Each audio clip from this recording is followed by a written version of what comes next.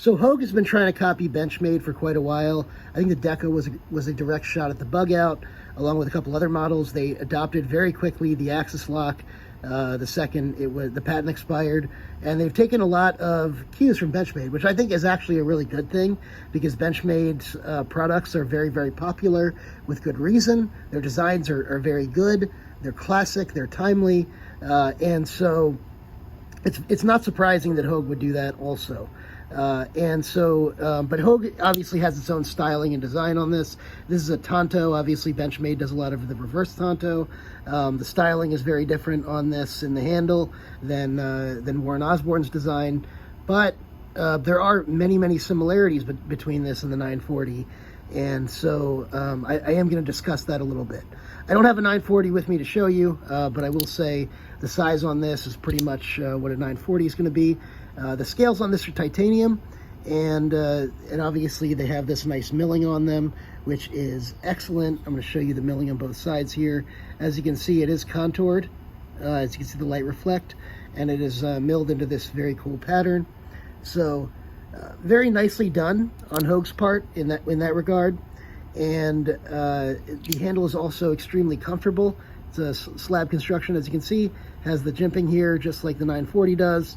On their liners, has the posts, just like the 940 does on their liners, and thumb studs and everything else. On the 940, I should say, and thumb studs. So the design, the overall design and aesthetic is very, very much like the 940. It's long, thin, and narrow. It's got a stout enough blade to do some work, so you can really put this through its paces. But there's a couple of differences. Obviously, the steel is a nice upgrade. CPM Magnacut is a nice upgrade over S30V. Although I will say, I think the hype over Magnacut is overblown. It's an excellent steel, really solves a lot of problems. But for the average pocket knife, S30V is more than enough, more than most users will end up needing. Magnacut is definitely an upgrade, but it's something that most people aren't going to need. So just something to keep in mind.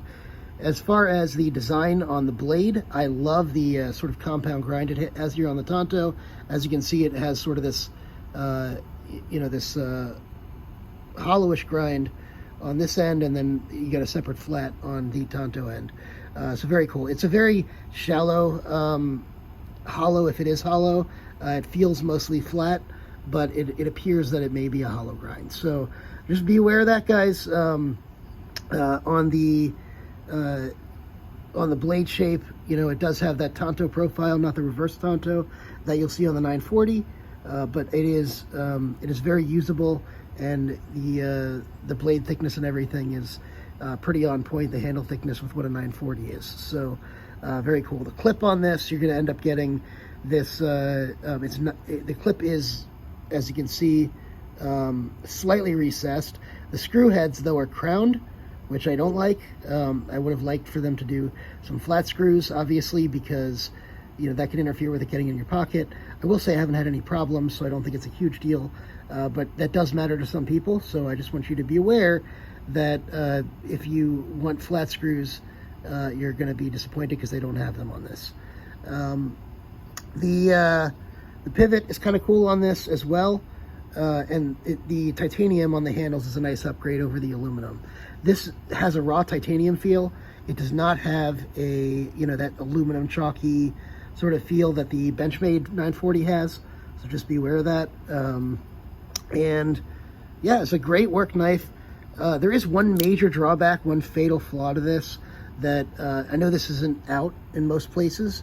And so I'm glad that it's not out in most places yet. Hopefully they'll fix this flaw. But because this doesn't have the reverse Tonto, where the blade is recessed into the blade, or into the handle, that point is right up here. And so it actually can catch your finger, which is a safety issue, right? If I rub my finger against this, sometimes it catches, sometimes it doesn't, right? And it can sit out proud of the top here and catch. So look, I can actually position it here so that it's out as you're walking. See how it's slightly proud of the top? So you can push it down, and then you don't have that problem. but as you're walking, it's going to, you know, open and close, open and close, open and close. So when you reach your hand in your pocket, if you have this the other way, this could slice and catch your finger or the side of your hand, excuse me, and slice your hand open. So big safety issue. I hope they fix this on the next batch that's coming. I don't think this has been widely released. I think this particular knife was acquired at Blade Show, and I bought it from a guy that went to Blade Show.